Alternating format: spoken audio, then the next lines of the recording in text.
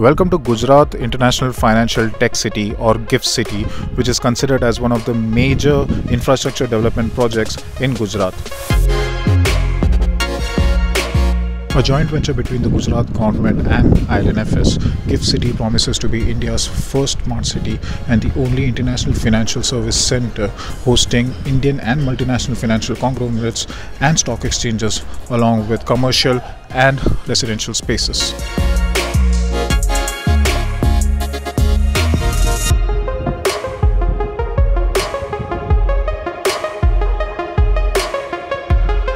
However, only a few buildings can be seen in GIFT-City, but that is not the only problem that this particular infrastructure project faces.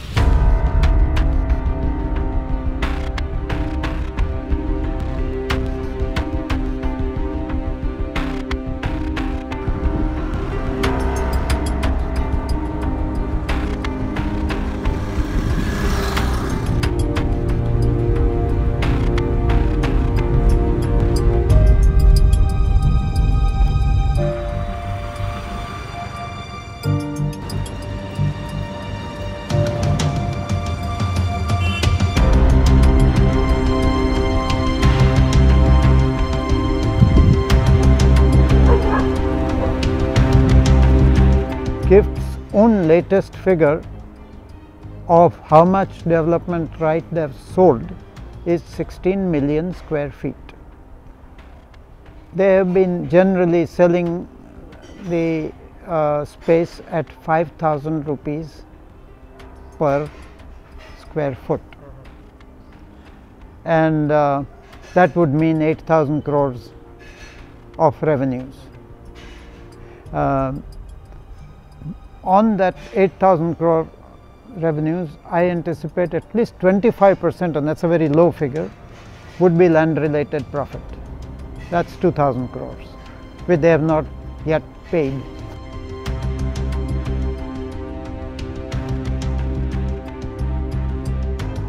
This company turned out to be a very small company with no real experience in such a global city development, run by very few people, and at one meeting I found out that all they had was a small office given to them by IL&FS in Delhi Noida toll gate.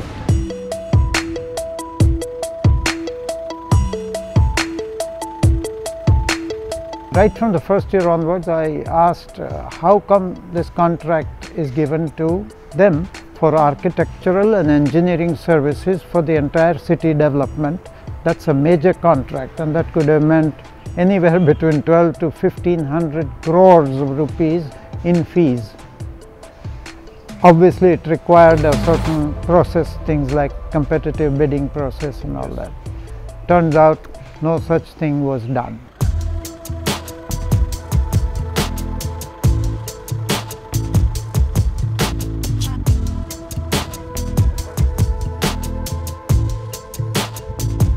PIL we have pointed out is that both these contracts are ultra vires because they are in violation of Gujarat Infrastructure Development Act, and of course given without due process.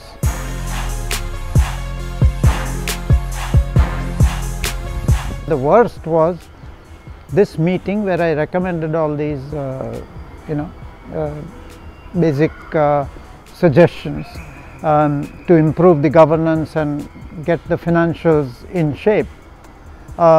Those minutes of that meeting were doctored, and the company secretary kept coming up with a version that obviously he had dictated from IL&FS, supported by unfortunately government appointed chairman.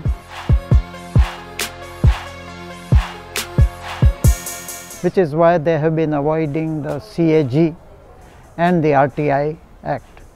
This also was questioned by me right when I was in the board, and I insisted that this is not right, to which they came up with an opinion that in this case that doesn't apply.